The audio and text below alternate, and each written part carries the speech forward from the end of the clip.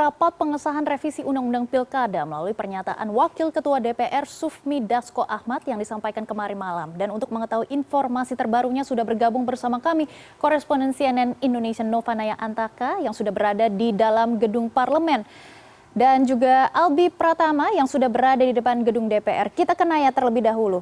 Selamat pagi, Naya. Bagaimana situasi di sana dan apakah sudah bisa dipastikan tidak ada rapat paripurna lagi yang akan membahas RUU Pilkada? Maggie, jika tadi Anda tanyakan terkait apakah dapat dipastikan tidak ada rapat paripurna kembali terkait pengesahan RUU Pilkada, secara jadwal untuk hari ini memang tidak ada di jadwal terkait rapat paripurna yang membahas mengenai RUU Pilkada. Dan jika kita merujuk dari pernyataan Wakil Ketua DPR Sufmi Dasko yang mengatakan bahwa telah membatalkan RUU Pilkada, yang artinya jika kita lihat dari rentan waktu atau timeline waktu dengan pendaftaran Pilkada yang akan dilakukan pada hari Senin depan, Selasa depan pada tanggal 27 Agustus, tentu untuk menggelar rapat paripurna butuh waktu yang panjang. Artinya bisa dipastikan bahwa nanti pada Pilkada 2024 akan menggunakan aturan yang telah diputuskan oleh MK, yaitu aturan nomor 60 dan juga 70 terkait ambang batas dan juga ambang batas usia dalam Pilkada, di mana ambang batas ini jika sebelumnya ambang batas untuk bisa maju ke dalam Pilkada ini harus partai politik ini harus mendapatkan 20% kursi di DPR atau 25% suara keseluruhan di pemilu, dan juga untuk batas usia ini minimal 30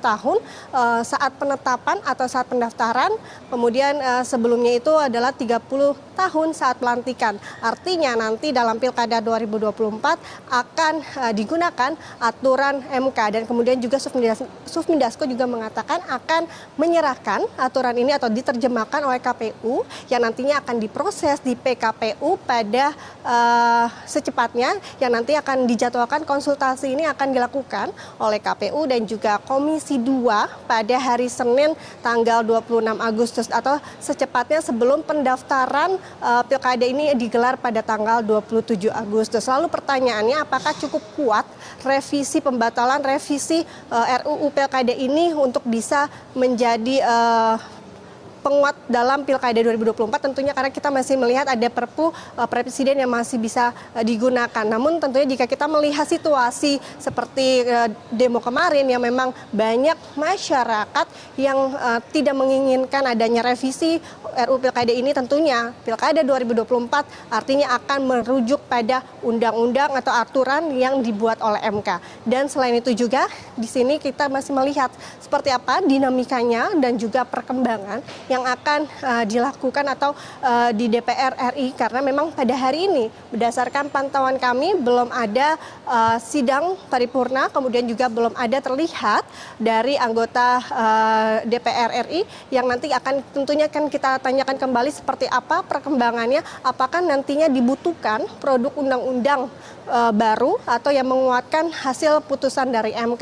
Namun jika kita merujuk dari statement dari Awi, yaitu selaku Wakil Ketua Badan Legislasi, yang juga mengatakan bahwa nantinya putusan MK ini sebenarnya tidak membutuhkan produk undang-undang baru. Artinya memang sebenarnya kalau idealnya ketika ada putusan MK ini memang harus dikuatkan atau dikuatkan dengan adanya norma atau undang-undang baru. Namun pada Pilkada 2024 artinya ini bisa menggunakan aturan MK yang baru, yaitu pada aturan MK nomor 60 dan juga 70 terkait ambang batas dan juga batas usia dalam Pilkada 2024. Baik, Naya, kami akan terus memantau agenda DPR sampai tanggal 27 Agustus nanti. Ditahan terlebih dahulu, kita akan keluar DPR untuk melihat situasi di sana. Kita beralih ke rekan kami Albi Pratama yang sudah berada di luar gedung DPR. Selamat pagi, Albi. Kemarin DPR telah memutuskan Pilkada 2024 akan mengikuti putusan Mahkamah Konstitusi. Dan bagaimana situasi di luar gedung parlemen? Apakah ada massa yang akan datang pada siang ataupun sore nanti? Selamat pagi menjelang siang, Maggie. Maggie, kalau misalnya tadi kita sudah mendengar pernyataan dari rekan kita Nova Naya Antaka yang ada di dalam gedung DPR RI memang sudah dijelaskan terkait dengan hal-hal apa saja yang tengah dilakukan di DPR RI, khususnya kemarin setelah diputuskan telah dibatalkannya pembahasan terkait dengan revisi Undang-Undang Nomor 10 Tahun 2016 tentang Pilkada. Nah, Maggie, sekarang saya ada di halaman depan luar pagar dari gedung DPR MPR RI sendiri, dan kemarin kebetulan saya juga bersama tim liputan CNN Indonesia melakukan peliputan di titik ini. Nah, saya akan menggambarkan situasi terkini, Maggie. Ini adalah pagar yang kemarin siang sampai dengan sore ini diupayakan untuk bisa dijebol oleh para peserta aksi dari kalangan mahasiswa, lalu juga kalangan buruh, dan juga beberapa elemen masyarakat sipil. Dan siang hari ini saya melaporkan bahwa pagar ini sudah terpasang kembali, dan tadi saya juga mencoba bertanya kepada pekerja yang ada di dalam bahwa proses pengerjaan pagar ini sudah dilakukan sejak pukul 8 malam tadi. Itu artinya sudah sekitar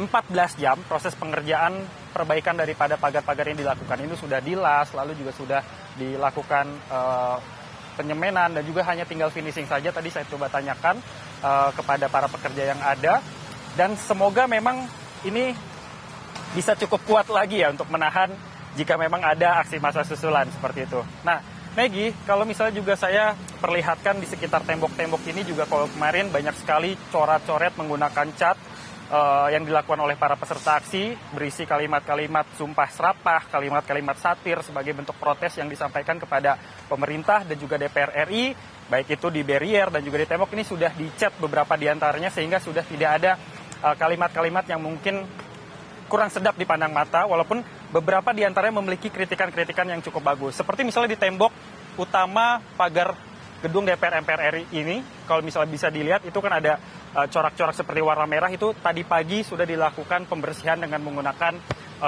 pembersih dengan menggunakan semprotan air lalu disikat dan lain sebagainya, sehingga sudah tidak tampak lagi tulisan-tulisan ataupun coretan-coretan di gedung DPR MPR RI ini. Dan kalau misalnya saya juga perlihatkan di sekitar saya ini terlihat ada beberapa petugas kebersihan yang sedang membersihkan area pedestrian ataupun area pejalan kaki dan juga area taman yang kemarin sempat rusak karena terinjak-injak, lalu juga banyak serpihan batu.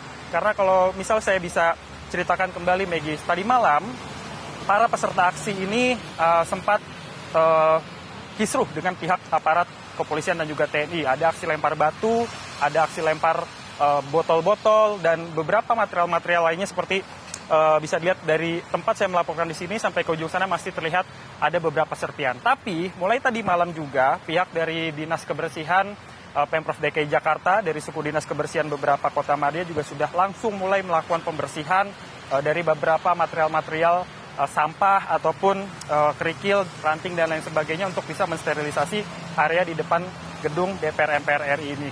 Nah, situasi arus lalu lintas juga khususnya di Jalan Gatot Subroto tempat saya melaporkan saat ini bisa dilihat sekarang lalu lintasnya sudah ramai lancar, baik di kedua arah, baik dari arah Cawang menuju ke arah Grogol maupun dari arah Grogol untuk menuju ke arah Cawang. Sudah tidak ada sampah-sampah berserakan lagi, sudah tidak ada material-material lagi. Tapi kalau misalnya saya juga bisa perlihatkan kepada Anda di jalur Transjakarta ada pekerja petugas kebersihan yang mungkin sedang membersihkan taman-taman di tepi jalur Transjakarta sendiri untuk bisa membuat tempat ini menjadi lebih rapi ataupun bersih lagi seperti sedia kala. Nah, Maggie, tadi juga Maggie sempat menanyakan apakah hari ini akan ada aksi susulan atau tidak. Sebelumnya, pihak dari Partai Buruh dan juga beberapa elemen mahasiswa pada saat hari Rabu lalu ini menginisiasi untuk melakukan aksi pada hari Kamis kemarin, tanggal 22 Agustus 2024 sampai dengan hari ini tanggal 23 Agustus 2024. Tapi konfirmasi pernyataan dari Presiden Partai Buruh Said Iqbal bahwa hari ini rencana aksi yang akan mereka lakukan sebelumnya ini dibatalkan menyusul adanya keterangan dari pihak DPR RI, khususnya semalam Wakil Ketua DPR RI yaitu Sufi Dasko Ahmad yang menyatakan bahwa DPR RI ini tidak akan membahas terkait dengan revisi Undang-Undang tentang Pilkada nomor 10 tahun 2016 yang lalu.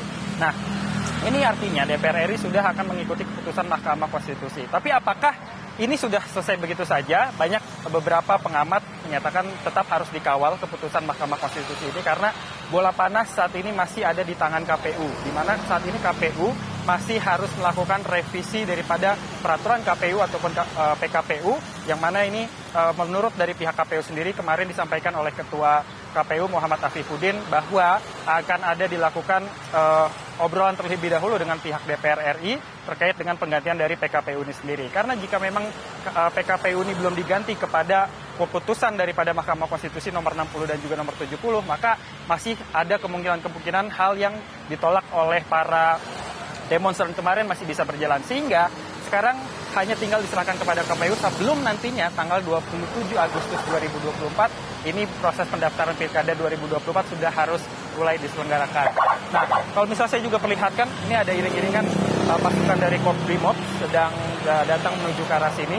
Tapi saya juga masih belum tahu apakah ini untuk dilakukan proses penjagaan kembali untuk area gedung DPR MPR RI ini, ataukah ini adalah angkutan untuk membawa para petugas dari dalam untuk menuju ke markas Brimob lainnya. Ini akan kita konfirmasi terkait adanya iring-iringan kendaraan Brimob yang datang ini, karena memang baru satu elemen saja, yaitu buruh yang menyatakan tidak jadi melakukan aksi pada hari ini. Tetapi kita masih belum tahu apakah elemen dari mahasiswa, elemen masyarakat sipil yang kemarin juga ikut demonstrasi ini, apakah akan kembali melakukan aksi unjuk rasa di sejumlah tempat baik DPR RI, lalu di Mahkamah Konstitusi dan juga KPU seperti kemarin.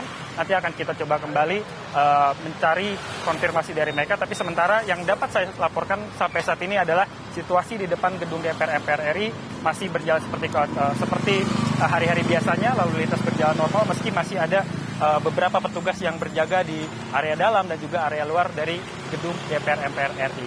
Kembali ke Anda, Maggie. Baik, semoga situasi terus kondusif dan kami juga akan terus memantau perkembangan situasi di gedung DPR. Terima kasih Albi Pratama, dan sebelumnya juga sudah ada Nova Naya Antaka yang sudah melaporkan dari gedung DPR. Selamat bertugas kembali rekan-rekan. Kita beralih ke informasi lainnya. Dalam raker bersama dengan Komisi 11 DPR pada Rabu 21 Agustus, Menteri Keuangan Sri Mulyani menitipkan wakilnya Thomas Djiwandono yang juga merupakan keponakan Presiden terpilih Prabowo Subianto kepada Komisi 11 DPR. CNN Indonesia Business dan Referensi akan kembali sesaat lagi.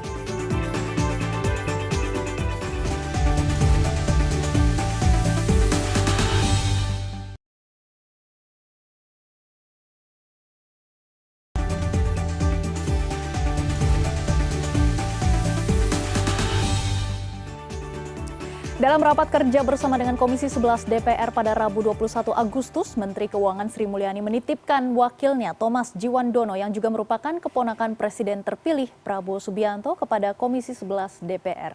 Hal itu diungkapkan oleh Sri Mulyani saat menutup rapat kerja di Komisi 11 DPR pada Rabu 21 Agustus yang membahas laporan keuangan Kementerian Keuangan tahun 2023.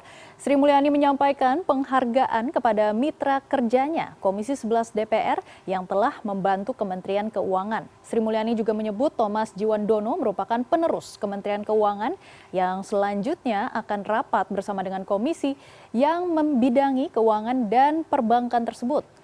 Pimpinan rapat Dolfi OFP menanggapi dengan canda bahwa